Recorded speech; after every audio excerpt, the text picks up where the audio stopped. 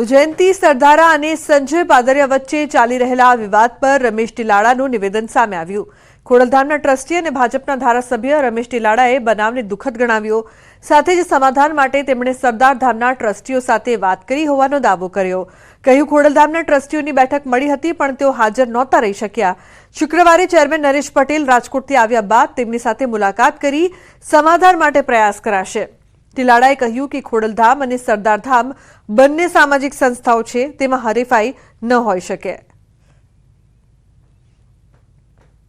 સૌરાષ્ટ્રના ઉપપ્રમુખ જયંતી સરદારા અને પીઆઈ સંજય પાદરિયા વચ્ચે હાલ એક વિવાદ ચાલી રહ્યો છે ને ત્યારે સમગ્ર મામલે વાતચીત કરવા હાજર છે ખોડલધામના ટ્રસ્ટી અને ધારાસભ્ય રમેશભાઈ ટીલાડા। આપણે તેમની સાથે જ વાતચીત કરીશું।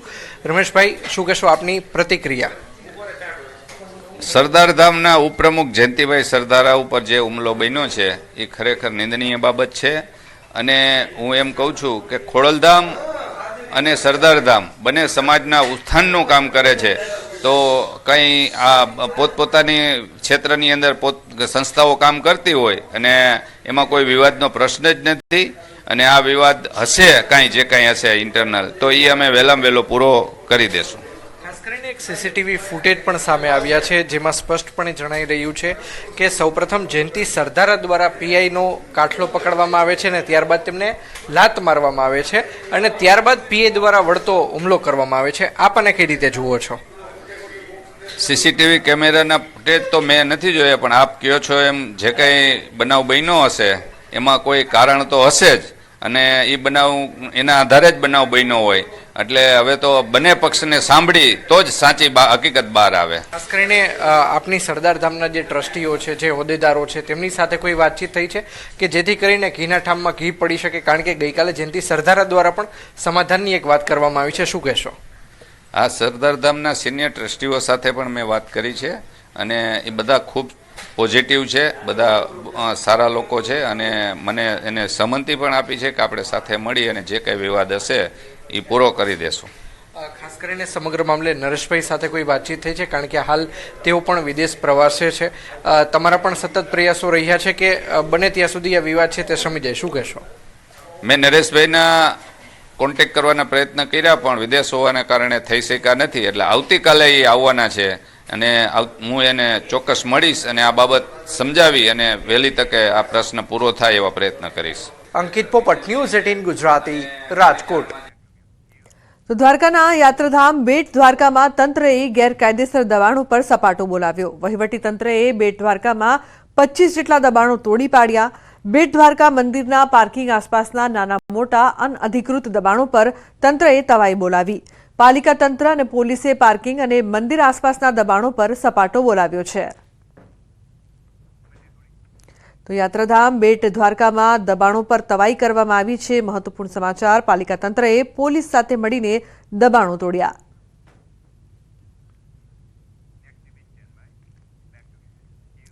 ડાંગ જિલ્લાના અંતરિયાળ વિસ્તારોના ગામડાઓ પણ વિકાસની રાહમાં છે। અહીં વિકાસના નામે રસ્તાઓ બિસ્માર દ્રશ્યો અહીં જોવા મળી રહ્યા છે। ચોમાસાએ વિદાય લીધાને ઘણા દિવસો થઈ ગયા છતાં અહીં રસ્તાને લઈને લોકોમાં ભારે હાલાકીનો સામનો કરવો પડી રહ્યો છે। વહીવટી તંત્ર દ્વારા કેટલાક રસ્તા પર પેચવર્ક કરવામાં આવ્યો નથી અને તંત્રની બેદરકારીના લીધે લોકોને તકલીફો પડી રહી છે। સતી, ગોળસ્ટા, ખાપરી, સુંદા, વરસુણા અને મહારાઈચોણ જેવા અંતરિયાળ વિસ્તારના ગામોને જોડતો રસ્તો ઘણા સમયથી બિસ્માર હાલતમાં છે। તંત્ર દ્વારા આ ખરાબ રસ્તાઓને વહેલી તકે સમારકામ કે નવીનીકરણ કરવામાં આવે એવી સ્થાનિકોની માંગ છે। તો ભાવનગરમાં ટ્રાફિકની સમસ્યા હળવી કરવા માટે પુલ બનાવવાની કામગીરી શરૂ તો થઈ, પરંતુ 4 વર્ષ વીતવા છતાં હજુ સુધી પુલનું નિર્માણ કાર્ય પૂર્ણ નથી થયું, જેથી સ્થાનિકોને ટ્રાફિકની સમસ્યા થતા પારાવાર હાલાકીનો સામનો કરવાનો વારો આવ્યો છે। મહાનગરપાલિકાએ શહેરના શાસ્ત્રીનગરથી દેસાઈનગર સુધી 117 કરોડના ખર્ચે આ નિર્માણધીન ફ્લાયઓવર બનાવવાનું કામ વર્ષ 2020માં શરૂ કરાયું હતું, જેની સમયમર્યાદા 27 માસની હોવા છતાં આજ દિન સુધી પુલ બન્યો નથી। સ્થાનિકો લોકોમાં ભારે વિવાદ શરૂ થતા આખરે હવે હેવી વાહનો દ્વારા ફ્લાયઓવરનું ટેસ્ટિંગ શરૂ કરવામાં આવ્યું છે અને ટેસ્ટિંગ પૂર્ણ થઈ ગયા બાદ ફ્લાયઓવર પરનો વન વે રોડ શરૂ કરવા માટેની હિલચાલ ચાલી રહી છે। વર્ષમાં બનાવવાની સમય મર્યાદા હતી એને વારંવાર કોન્ટ્રાક્ટરને સમય મર્યાદા વધારીને આજે 4 વર્ષ થયા. 4 વર્ષ છતાં પણ ઓવરબ્રિજ બન્યો નથી, અને ઓવરબ્રિજ બન્યો એનો નથી, પણ સાથોસાથ હજી પણ 1-1.5 વર્ષ થશે પૂર્ણ થતા એવું મને દેખાય છે. વધારે સમય થાય તો કોઈ મોય નવાય નથી. સમય મર્યાદામાં પહેલું કારણ તો એક વખત કોરોના કાળ આવી ગયો, બીજી વખત એવું કહી શકાય કે આપણે આ પુલ મેન્યુઅલ બનાવવામાં આવ્યો છે, કોઈ તૈયાર વસ્તુ લાવીને ફિટ કરવામાં નથી આવી, એથી ખૂબ લાંબો સમય થયો છે. તો છોટાઉદેપુર નગરપાલિકા દ્વારા 1 કરોડ 70 લાખના ખર્ચે મલ્ટીપર્પઝ બિલ્ડિંગ બનાવવામાં આવી છે. પાલિકાને આર્થિક મદદ મળે તે હેતુસર છોટાઉદેપુરના પ્રાઇમ લોકેશન પર આ બિલ્ડિંગ બનાવવામાં આવી છે, જેમાં 40 દુકાનોનો સમાવેશ થાય છે. વેપારીઓને પણ આ કોમ્પ્લેક્સમાં દુકાનો લેવાનો ભારે ઉત્સાહ હતો, પરંતુ તેની હરાજી ન થતા 5 વર્ષથી તૈયાર થયેલ કોમ્પ્લેક્સ ધૂળ ખાઈ રહ્યું છે. ઉલ્લેખનીય છે કે જે જમીન પર બિલ્ડિંગ બનાવાઈ છે તેની પહેલા આ જમીન પર આંગણવાડી હતી, જેનો હેતુ ફેર કરવાની પ્રક્રિયા પૂર્ણ પણ નહોતી થઈ અને તેની પહેલા જ આ ઇમારત ઊભી કરી દેવાઈ, જેથી હરાજી અટકી ગઈ છે. ધૂળ ખાતું આ કોમ્પ્લેક્સ જાણે શૌચાલય બની ગયું હોય તેમ લોકો અહીં શૌચક્રિયા માટે તેનો ઉપયોગ કરી રહ્યા છે. જ્યાં જુઓ ત્યાં ગંદકી જ ગંદકી જોવાઈ રહી છે, જેથી સ્થાનિકો તેમજ વેપારીઓની એક જ માંગ છે કે આ પ્રશ્નનો જલ્દી નિકાલ કરવામાં આવે. છોટાઉદેપુરમાં ધંધાકીય જગ્યા જોવા જાય તો સૌથી સારી અને અનુકૂળ જગ્યા છે ધંધા માટે, અને એમને એમ વેડફાઈ રહી છે, જેના માટે અધિકારીઓ પણ બેદરકારી દાખવી રહ્યા છે અને એનો કોઈ ઉકેલ લાવતા નથી. 7-8 વર્ષથી પડી રહ્યું છે અને નથી હરાજી થતી કે કંઈ નથી, અને બિલકુલ બેકાર મોતરડી બનાવી દીધી છે. આટલા રૂપિયા ખર્ચો કર્યા પછી બી 5 વર્ષ પહેલાં 2 કરોડના ખર્ચે મલ્ટીપર્પઝ બનાવવામાં આવેલું તે આજે બિલકુલ હવાળ પરિસ્થિતિમાં પડી રહ્યું છે. એનો કોઈ ઉપયોગ નથી અને લોકો ત્યાં ગંદકી કરે છે. જનતાના પૈસાનો આવો ખરાબ રીતથી વેડફાટ થયેલો છે. બસ કમ શોપિંગ સેન્ટર જે પેટ્રોલ પંપ ચોકડી ઉપર બનાવવામાં આવેલું છે, તેની ફાઇલ હાલમાં નિયામક શ્રી શહેરી વિકાસ ખાતે ચાલેલ છે, હરાજીની ફાઇલ. એ ત્યારબાદ ત્યાંની મંજૂરી મળીએથી અમારા દ્વારા હરાજી કરવામાં આવશે અને તેની બોલી લાગશે અને એની હરાજી કરી ચૂકવણું કરું. 1 કરોડ 70 લાખના ખર્ચે બિલ્ડિંગ બનેલું છે. છોટાઉદેપુરના મધ્યમાં આવેલ જે નગરપાલિકા દ્વારા બિલ્ડિંગ બનાવવામાં આવી હતી, આપણે તસવીર બતાવવા માંગીશું. પેટ્રોલ પંપ 4 રસ્તા જે નગરની મધ્યમાં આવેલું છે, ત્યાં આગળ જે આલિશાન અદ્યત સુવિધાવાળી બિલ્ડિંગ જે ઊભી કરવામાં આવી છે, પરંતુ હાલ શોભાના ગાંઠિયા સમાન છે.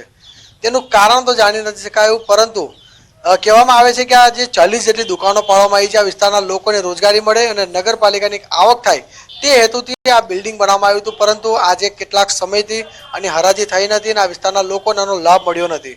જ્યારે તંત્રની બેદરકારીને લઈને હાલ આ બિલ્ડિંગની અંદર અવારનવાર નુકસાનો થતા હોય છે અને હાલ આ વિસ્તારના લોકો ફક્ત એક જ માંગ કરે છે કે જો આ બિલ્ડિંગને હરાજી કરવામાં આવે તો આ વિસ્તારના લોકોને સારી રોજગારી મળી શકે તેમ છે.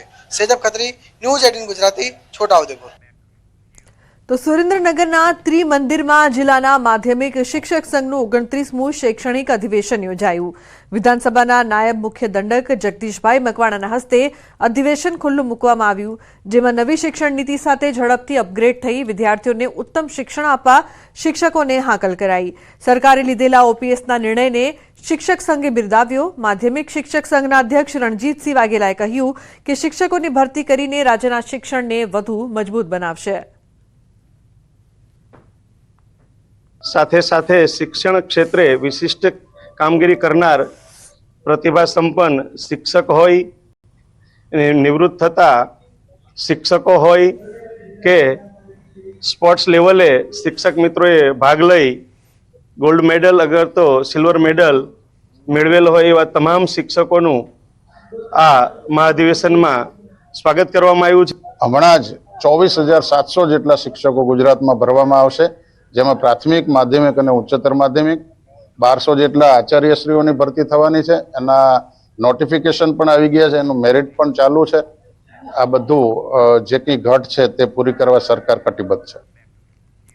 મહત્વપૂર્ણ સમાચાર ભરૂચથી. ભરૂચના અંકલેશ્વરમાં નહેરમાં ડૂબતા બે લોકોનો જીવ બચાવ્યો ફાયરના જવાનોએ. વાત જાણે એમ છે કે પોતાની નોકરી પૂર્ણ કરી પાનેલી ફાયર બ્રિગેડના જવાનો ઘરે જઈ રહ્યા હતા. આ દરમિયાન ફાયરના જવાન ધર્મેન્દ્ર હાડા અને અન્ય કર્મચારીની નજર ડૂબતા લોકો પર પડી.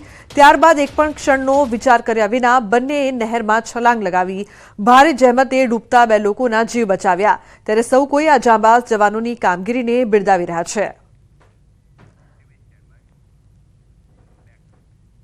તો ભરૂચ પોલીસના ડોગની ઉત્કૃષ્ટ કામગીરી. આમોદ તાલુકાના રેસ્ટ હાઉસમાંથી ચોરીનો ભેદ પોલીસે ટ્રેકિંગ ડોગ સિલ્કીની મદદથી ગણતરીની કલાકોમાં ઉકેલ્યો. થેફ્ટ સ્પોટ અને એવિડન્સની સ્મેલ લઈને ચોરને ટ્રેસ કર્યો. ત્યારબાદ પકડાયેલ શંકાસ્પદ શખ્સોમાંથી ડોગે ગણતરીના મિનિટોમાં ચોરને ઓળખી પણ લીધો હતો. મહત્વનું છે કે આમોદ તાલુકાના રેસ્ટ હાઉસમાં 3.58 લાખની ચોરી થઈ હતી.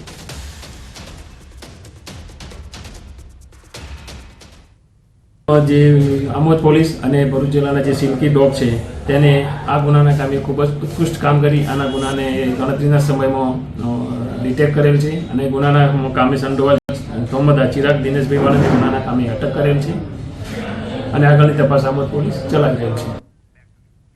ભાવનગરમાંથી વેલની ઉલટી તરીકે ઓળખાતી કરોડોની કિંમતની એમ્બર ગ્રીસ સાથે 2 તસ્કરો ઝડપાયા છે. મહુવા પોલીસે દરોડા પાડીને 2 આરોપીને ઝડપી પાડ્યા છે. આ મુદ્દે મહુવા એસપી અંશુલ જૈને કહ્યું કે વેલની ઉલટીનો 12 કિલોગ્રામનો મોટો જથ્થો મળ્યો, જેનું આંતરરાષ્ટ્રીય બજારમાં 12 કરોડ રૂપિયા સુધીનું મૂલ્ય આંકવામાં આવ્યું છે. ધરપકડ કરાયેલા આરોપીઓની પૂછપરછ પોલીસે હાથ ધરી છે. મહત્વનું છે કે એમ્બર ગ્રીસ એ દરિયાઈ સોનું ગણાય છે, જેનું વેચાણ પ્રતિબંધિત ગણાય છે. ત્યારે પોલીસે આ મુદ્દે વધુ તપાસ હાથ ધરી છે. આજે મહુવા ટાઉન પોલીસ સ્ટેશન વિસ્તારમાં આવેલા ભવાનીનગરમાં ચામુંડા ડાઈના એક કારખાના છે. ત્યાંથી આપણે એમ્બર ગ્રીસ જે સ્પર્મ વેલની વોમિટ અને ઉલટી કહેવાય છે એની ત્યાંથી કબજે કરવામાં આવી છે. આશરે વજન 12 કિલોગ્રામ છે, જેની આંતરરાષ્ટ્રીય કાલા બજારમાં માર્કેટ 12 થી 15 કરોડ જેટલી છે. આમાં આપણે 2 આરોપીની ધરપકડ કરી છે. તો નવસારીમાં શાળામાં બાળકોને ધર્માંતરણ કરાવવાનો વિડીયો વાયરલ થયો છે. બારડોલીના બાબલા ગામે પ્રાર્થના દરમિયાન ધર્માંતરણની વાત વિડીયો 9 મહિના અગાઉનો હોવાની પણ વાત થઈ રહી છે. વિડીયો મુદ્દે શિક્ષિકા સરિતા કમલ નાસ્તરે સોશિયલ મીડિયામાં માંગી છે માફી. પ્રાર્થના દરમિયાન તેમની ભૂલ થઈ હોવાનું પણ કબૂલ્યું છે. वीडियो वायरल थता हिंदू संगठनों थया छे एक्टिव। ये कोई स्कूल में इन्वॉल्व होके या कोई धर्मांतरण करने का ऐसा कोई भी मेरा इंटेंशन से ये वीडियो मैंने नहीं बनाया था, क्योंकि एक जगह पे एक प्रार्थना सभा में मैंने बोला, मगर कुछ शब्द ऐसे मेरे मुंह से गलती से गए कि जिन वजह से मेरे हिंदू भाई बहन को शायद ये दुख दिया होगा या उन लोगों को अच्छा नहीं लगा होगा। तो मैं I really apologise my self. तो प्रार्थना दरमियान भूल थई होवानुं कबूल्युं छे। हाल हिंदू संगठनों रोष छे। बारडोलीना बाबला गामनी घटना कि ज्यां शाळामां बाळकोनुं धर्मांतरण कराववामां आवतुं होय तेवो विडियो वायरल। अन्य समाचार जूनागढ़थी साधुओना विवाद मामले बैठक धारासभ्य भाजप प्रमुखे करी मध्यस्थी। विवादनो सुखद अंत लाववा माटे प्रयास करवामां आवी रह्या छे। महेशगिरी अने हरिगिरी साथे करवामां आवी रही छे बैठक। विवादनो सुखद अंत आवे ते माटे सरकार द्वारा प्रयास शरू करवामां आव्या। कोई पण संतो होय ए आपणा बधा माटे पूजनीय छे अने सन्मानीय छे। पछी ए महामंडलेश्वर होय के सामान्य नाना संत होय ए आपणा बधा माटे सन्मान्य पूजनीय छे। एटले विवादो न थाय अने सनातन धर्मनुं अने जूनागढ़ गिरनार क्षेत्रनुं खराब न लागे एमना माटे अमे सरकारमां रजूआत करीने सरकारश्रीए सारामां सारो रस्तो નીકળે એવા પ્રયત્નો કરવાની આજે ખાતરી આપી છે કે સરળથી રસ્તો કોઈ સારો નીકળી શકે। તો સુરતમાં ડિજિટલ અરેસ્ટનો વધુ એક કેસ સામે આવ્યો છે। 90 વર્ષના સિનિયર સિટીઝનને કરાયા ડિજિટલ અરેસ્ટ કરી 1,15,50,000 પડાવ્યા। CBI, ED, Mumbai police, supreme कोर्टना नामनो पण उपयोग करवामां आव्यो हतो। सूरत क्राइम ब्रांचे 5 आरोपीओने पकड़ीने कार्यवाही शरू करी। झड़पाયેલા आरोपीओ विरुद्ध 14 राज्योमां नोंधाया छे 28 जेटला गुना। आरोपीओ पासेथी 28 सिम कार्ड, 9 मोबाइल कब्जे लेवाया। 46 डेबिट कार्ड, 23 चेकबुक, 9.50 लाख रोकड़, एक कार कब्जे। બેંકમાં રાખેલા શખ્સોના 16.51 લાખની રકમ પણ સીઝ કરવામાં આવી. મૂળ સૌરાષ્ટ્રના તમામ આરોપીઓ હાલ સુરતમાં રહે છે. રમેશ કાતરિયા, ઉમેશ જિંજાડા, નરેશ સુરાની પકડાયા. રાજેશ દિયોરા અને ગૌરાંગ રાખોલિયા નામનો શખ્સ પણ પકડાયો છે. પોલીસ પકડથી દૂર એક આરોપી પાર્થ ગોપાણી વોન્ટેડ જાહેર. 90 વર્ષના સિનિયર સિટીઝન કાકાને આ લોકોએ પોતાનું 400 ગ્રામ જેટલું એમડી તમારું કુરિયરમાં આવ્યું છે અને આ ધમકી આપી મુંબઈના police officer, ED, CBI, Supreme Court વગેરે નામની ધમકીઓ આપીને ખોટા લેટરો, ખોટા ઓર્ડરો બતાવી કાકા પાસે અંદાજે ₹1.25 કરોડ, 1.15 કરોડ જેટલી વસૂલાત કરી લેવામાં આવી હતી. એમને 15 દિવસ જેટલો સમય જેટલા ડિજિટલ અરેસ્ટ રાખવામાં આવ્યા હતા. આ અનુસંધાને કાપોદ્રા વિસ્તારમાં HDFC બેંક પાસે એક જગ્યાએ વોચમાં રહી અને 5 ઇસમોને પકડી પાડવામાં આવ્યા, જેમની પાસે ₹9.5 લાખ રૂપિયા જેટલા બેંકમાંથી કેશ વિડ્રો કરેલા મળી આવ્યા છે. એક 4 વ્હીલ ગાડી મળી આવી છે i20. તો સુરતમાં લવ જેહાદનો ચોંકાવનારો મામલો સામે આવ્યો છે. વિધર્મી યુવકે હિન્દુ નામ ધારણ કરીને યુવતીને ફસાવી તેનું શારીરિક, માનસિક અને આર્થિક શોષણ કર્યાની ફરિયાદ નોંધાઈ છે. આરોપી યુસુફ મંડપવાલાએ કમલસિંહ તરીકેની ઓળખ આપી યુવતીને ફસાવી હતી. યુવતી સાથે શારીરિક સંબંધો બાંધીને તેનો ગર્ભપાત કરાવ્યો હોવાનો પણ આરોપ લાગ્યો છે. આરોપીએ યુવતીના નામે લોન લઈ મોપેડ પણ ખરીદ્યું હતું. જો કે યુવતીએ લગ્નનું દબાણ કરતા આરોપીએ પોતે વિધર્મી હોવાનો અને પરિણીત હોવાનો ખુલાસો કર્યો હતો. બાદમાં આરોપી અને તેની પત્નીએ યુવતીને બ્લેકમેલ કરવાનું શરૂ કર્યું. યુવતીએ VHPનો સંપર્ક કર્યો. હાલ રાંદેર પોલીસે પતિ પત્ની સામે ફરિયાદ નોંધીને કાયદેસરની કાર્યવાહી હાથ ધરી છે. जब शादी का प्रस्ताव रखा तब पता चला कि इसका नाम यूसुफ मंडप वाला है, ये शादीशुदा है, इसकी बीवी का नाम हबीबा मंडप वाला है. तो ये दोनों मियाँ बीबी ने मिलकर फिर इसको प्रताड़ित करना शुरू किया कि भाई हम तुम्हारे वीडियो, तुम्हारे फोटो सोशल मीडिया पर वायरल करेंगे. पुलिस से FIR दर्ज हो चुकी है कोर्ट के आदेश अनुसार. हमें आशा है राज्य सरकार के जो कानून बनाए गए हैं लव जिहाद के विरुद्ध, उसके धारा के तहत अपराधी को तत्काल गिरफ्तार करे सरकार. તો ફિજીના નાયબ પ્રધાનમંત્રી મનોઆ કામિકામીએ ગાંધીનગરમાં મુખ્યમંત્રી ભૂપેન્દ્ર પટેલ સાથે મુલાકાત કરી. ફિજીના નાયબ પ્રધાનમંત્રીએ ગુજરાતે ડેરી ઉદ્યોગ સહિત કૃષિ ક્ષેત્રે જે વૈશ્વિક ખ્યાતિ મેળવી છે તેની તજજ્ઞાતાનો લાભ ફિજીને પણ મળે તે માટે પરસ્પર સહયોગની તત્પરતા વ્યક્ત કરી. તેમણે ડેરી ઉદ્યોગ ઉપરાંત AI અને ICT તથા સાયબર સિક્યોરિટી સેક્ટરમાં પણ ગુજરાત ફિજીને સહયોગ કરી શકે તેવી સંભાવનાઓ અંગે ચર્ચા કરી છે.